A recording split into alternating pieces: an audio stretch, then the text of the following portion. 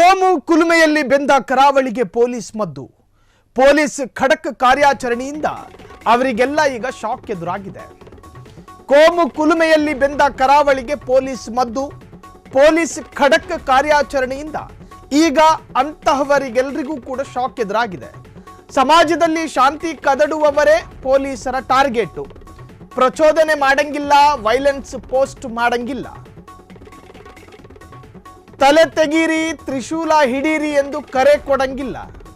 ಹಂಗ್ ಕೊಟ್ರೆ ಮನೆ ಬಾಗ್ಲಿ ಪೊಲೀಸ್ ಬರ್ತಾರೆ. ಖಾಕಿ ಖಡಕ್ ಕಾನೂನಿಗೆ ರೌಡಿ ಶೀಟರ್ಗಳೆಲ್ಲ ಗಡ ಗಡ ನಡುಕ್ತಿದ್ದಾರೆ. ಧೂಳು ಹಿಡಿದಿದ್ದ ಪೊಲೀಸ್ ರೆಕಾರ್ಡ್ಸ್ ರೀಓಪನ್ ಆಗಿದೆ. ಮುಖಾಮುಖಿ ನೋಡದೆ ಗಡೀಪಾರು ನೋಟಿಸ್ ಜಾರಿಯಾಗಿದೆ. ನೀನು ತಲೆ ಮೇಲೆ ಟೊಪ್ಪಿ ಹಿಡ್ಕತ್ತಿದೀಯಾ ಅಂತ ಹೇಳಿ ಪೊಲೀಸರು ನೋಡ್ತಾ ಇಲ್ಲ. ಹಣೆ ಮೇಲೆ ತಿಲಕ ಇಡೋನು ಅಂತ ಹೇಳಿಯೂ ಕೂಡ ಪೊಲೀಸರು ನೋಡ್ತಾ ಇಲ್ಲ. ಯಾವ ತಾರತಮ್ಯವೂ ಇಲ್ಲದೆ ಕ್ರಿಮಿನಲ್ ಬ್ಯಾಕ್ಗ್ರೌಂಡ್ ಇರುವಂತಹ ಪ್ರತಿಯೊಬ್ಬರ ಮನೆಯ ಕದವನ್ನ ತಟ್ಟುತ್ತಾ ಇದ್ದಾರೆ ಪೊಲೀಸರು. ತಟ್ಟುವಾಗ ಸಮಯ 12 ಆಗಿದೆ ಅಂತಾನೂ ನೋಡ್ತಾ ಇಲ್ಲ ಪೊಲೀಸರು. ಜಿಲ್ಲಾಡಳಿತದ ನಡೆಗೆ ಫುಲ್ ಗರಂ. ಹೋರಾಟದ ಎಚ್ಚರಿಕೆಯನ್ನ ಕೆಲ ಹಿಂದೂ ಸಂಘಟನೆಗಳು ಕೊಡ್ತಾ ಇದೆ. ಇದು ಟಾರ್ಚರ್ ಎಂದು ಭಾವಿಸಿ ಆಕ್ರೋಶ ಸ್ಫೋಟಗೊಂಡಿದೆ. ರಾಜ್ಯ ಸರ್ಕಾರದ ಮೇಲೆ ಮುಗಿಬಿದ್ದಂತಹ ಬಿಜೆಪಿ ನಾಯಕರು ಇನ್ನು ಕರಾವಳಿಯ ಸೋಷಿಯಲ್ ಮೀಡಿಯಾದಲ್ಲಿ ಪೋಸ್ಟ್ ಮೇಲೆ ಪೋಸ್ಟ್ಗಳು ವ್ಯಕ್ತವಾಗ್ತಾ ಇರುವಂತಹದ್ದು.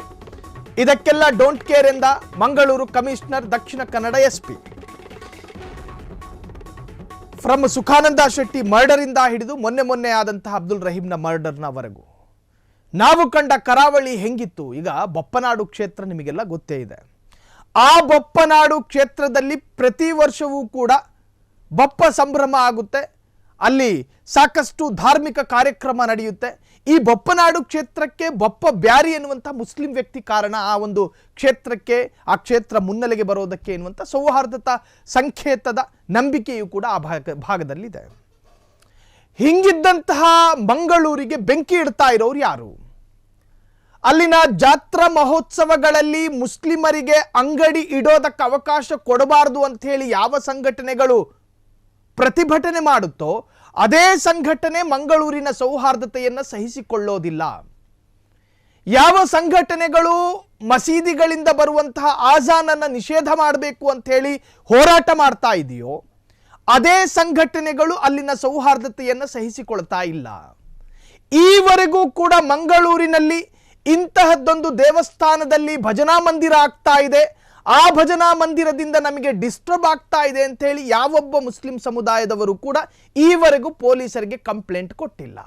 ಆದರೆ ಹಿಂದುತ್ವವಾದವನ್ನ ಪ್ರತಿಪಾದಿಸುವಂತಹ ಕೆಲ ಹಿಂದುತ್ವವಾದದ ಸಂಘಟನೆಗಳು ಅಜಾನ್ ವಿರುದ್ಧ ಧ್ವನಿ ಎತ್ತುತ್ತಾ ಇತ್ತು.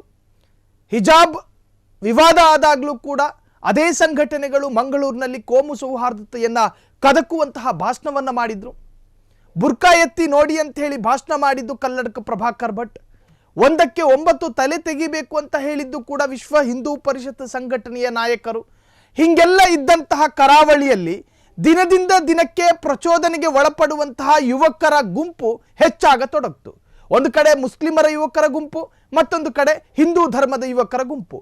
ಪರಸ್ಪರ ಕಾಳಗಕ್ಕೆ ಬೀಳೋ ತರಹದ ಪ್ರಚೋದನೆಗಳ ಭಾಷಣಗಳು ಇವರ ಕಿವಿಗೆ ಕೇಳೋದಕ್ಕೆ ಶುರುವಾಯಿತು. ಒಂದು ಕಡೆ ಕಲ್ಲಡ್ಕ ಪ್ರಭಾಕರ್ ಭಟ್, ಮತ್ತೊಂದು ಕಡೆ ರಿಯಾಜ್ ಪರಂಗಿಪೇಟೆ, ಇನ್ನೊಂದು ಕಡೆ ಶರಣ್ ಪಂಪ್ವೆಲ್, ಮತ್ತೊಂದು ಕಡೆ ಬೇರೆ ಮುಖಂಡ. ಹೀಗೆ ಒಬ್ಬರು ಮೀರಿಸುವ ಹಾಗಿನ ಭಾಷಣಗಾರರು ಉಟ್ಕೊಂಡ್ರು. ಇನ್ನೂ ಕೆಲ ಬೆಂಗಳೂರು ಭಾಷಣಗಾರರು ಅಲ್ಲಿ ಮಂಗಳೂರಿಗೆ ಹೋಗೋದು, ಅನ್ಯ ಧರ್ಮದ ಹುಡುಗಿಯರನ್ನ ಲವ್ ಮಾಡಿ ಅಂತ ಹೇಳಿ ಕರೆ ಕೊಡೋದು, ಅದನ್ನು ಕೇಳಿಸ್ಕೊಂಡಿರೋ ಈ ಕಾದ ಕಿವಿಗಳು ಅದನ್ನೇ ಪ್ರಚೋದನೆ ಅಂತ ಹೇಳಿ ಪ್ರೇರಣೆ ರೂಪದಲ್ಲಿ ದೀಕ್ಷೆ ಪಡ್ಕೊಂಡು ಮರುದಿನ ಮತ್ತೊಂದು ಕೋಮು ಗಲಭೆಗೆ ಸಂಚು ರೂಪಿಸೋದು. ಇದಕ್ಕೆಲ್ಲ ಕಡಿವಾಣ ಹಾಕೋದಕ್ಕೆ ಸರ್ಕಾರ ಮುಂದಾಯಿತು. ಸುಖಾನಂದ ಶೆಟ್ಟಿ 1968ರಲ್ಲಿ ಶುರುವಾದ ಗಲಭೇರಿ ಮಂಗಳೂರಿನಲ್ಲಿ ಆರಂಭದಲ್ಲಿ ಕುದ್ರೋಳಿಯಲ್ಲಿ ಶುರುವಾಯಿತು. 1968, ಅದಾದ ನಂತರ 1978, ಅದಾದ ನಂತರ 1986, ಅದಾದ ನಂತರ ರಾಮ ಮಂದಿರದ ಗಲಭೆ 1992ರಿಂದ ಶುರುವಾದಂತಹ ಗಲಭೆಗಳು, ಅದಾದ ನಂತರ 1998, ಅದಾದ ನಂತರ 2002 ತೊಕ್ಕೋಟ್ ಗಲಾಟೆ, ಅದಾದ ಮೇಲೆ 2008, 2009, 2014, 2018, 2025ವರೆಗೂ ಕೂಡ ಮಂಗಳೂರು ಸದಾಕಾಲ ಪೊಲೀಸರ ಸರ್ಪಗಾವಲಿನಲ್ಲೇ ಇರುತ್ತೆ. ಮಸೀದಿಯ ಮುಂಭಾಗ 4-5 ಪೊಲೀಸರು, ದೇವಸ್ಥಾನದ ಮುಂಭಾಗ 5-8 ಪೊಲೀಸರು, ಚರ್ಚಿನ ಮುಂಭಾಗವು ಪೊಲೀಸರು, ಇಡೀ ಪಂಪ್ವೆಲ್ ಸರ್ಕಲ್ನಲ್ಲಿ ರಾತ್ರಿ ಹಗಲು ಪೊಲೀಸರೇ ಇರ್ತಾರೆ. ಅದಕ್ಕೆ ಕಾರಣ ಏನು ಅಂತ ಹೇಳಿದ್ರೆ, ಯಾವುದೇ ಸಂದರ್ಭದಲ್ಲಿ ಬೇಕಾದರೂ ದಕ್ಷಿಣ ಕನ್ನಡ ಜಿಲ್ಲೆ ಹೊತ್ಕೊಂಡು ಉರಿಬಹುದು ಎನ್ನುವಂತಹ ಸಂಪ್ರದಾಯ ಅಲ್ಲಿದೆ. ಇದಕ್ಕೆಲ್ಲ ತಿಲಾಂಜಲಿ ಇಡಬೇಕು ಅನ್ನುವಂತಹ ಕಾರಣಕ್ಕೋಸ್ಕರ ಈಗಿನ ಸರ್ಕಾರದ ವಿರುದ್ಧ ಒಂದು ಸಮುದಾಯ ತಿರುಗಿ ಬಿತ್ತು. ಪದೇ ಪದೇ ಕೊಲೆಗಳಾಗ್ತಾ ಇದೆ, ಇದಕ್ಕೊಂದು ತಾರ್ಕಿಕ ಹಂತಕ್ಕೆ ತರೋದು ಯಾವಾಗ ಅಂತ ಕೇಳ್ತು ಆ ಸಮುದಾಯ. ನೀವೇನಾದರೂ ಇದಕ್ಕೊಂದು ಶಾಂತಿಯ ಸಭೆ ನಡೆಸದೇ ಹೋದ್ರೆ ನಾವು ರಾಜೀನಾಮೆ ಕೊಡ್ತೀವಿ ಅಂತ ಹೇಳಿ ನಿರಂತರ ಸಮುದಾಯದ ನಾಯಕರು ರಾಜೀನಾಮೆ ಕೊಟ್ಟರು. ಇಡೀ ಸರ್ಕಾರದ ಜಂಘಾಬಲವೇ ಅಲುಗಾಡ್ತು. ಅದಾದ ನಂತರ ಈಗ ಕಾನೂನನ್ನು ಟೈಟ್ ಮಾಡಿದೆ. ಈಗ ಬಂದಿರತಕ್ಕಂತಹ ನೂತನ ಕಮಿಷನರ್ ಆಗಿರಲಿ, ಜೊತೆಗೆ ಅಲ್ಲಿನ SP ಆಗಿರಲಿ, ಖಡಕ್ ತೀರ್ಮಾನಗಳನ್ನು ಕೈಗೊಂಡಿದ್ದಾರೆ. ಕಾನೂನಿನ ಚೌಕಟ್ಟಿನ ಒಳಗೆ ಕಟ್ಟ ಕಡೆಯದಾಗಿ ಶಾಂತಿಯನ್ನು ಸ್ಥಾಪಿಸೋದು ಹೇಗೆ ಅನ್ನುವಂಥದ್ರ ಬಗ್ಗೆ ಒಂದು ಖಡಕ್ ನಿರ್ಧಾರಗಳು ಮಂಗಳೂರಿನಲ್ಲಿ ವರ್ಕೌಟ್ ಆಗ್ತಾ ಇದೆ.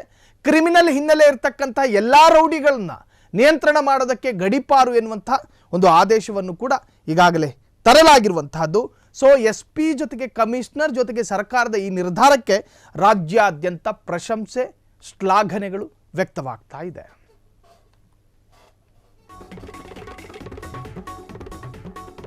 ಕ್ಷಣ ಕ್ಷಣದ ಸುದ್ದಿಗಳಿಗಾಗಿ ಫ್ರೀಡಂ ಟಿವಿ ಸಬ್ಸ್ಕ್ರೈಬ್ ಮಾಡಿ, ಲೈಕ್ ಮಾಡಿ ಹಾಗೂ ಫಾಲೋ ಮಾಡಿ. ಹೊಸ ಸುದ್ದಿಗಳ ನೋಟಿಫಿಕೇಶನ್ಗಾಗಿ ಬೆಲ್ ಐಕಾನ್ ಮೇಲೆ ಕ್ಲಿಕ್ ಮಾಡಿ.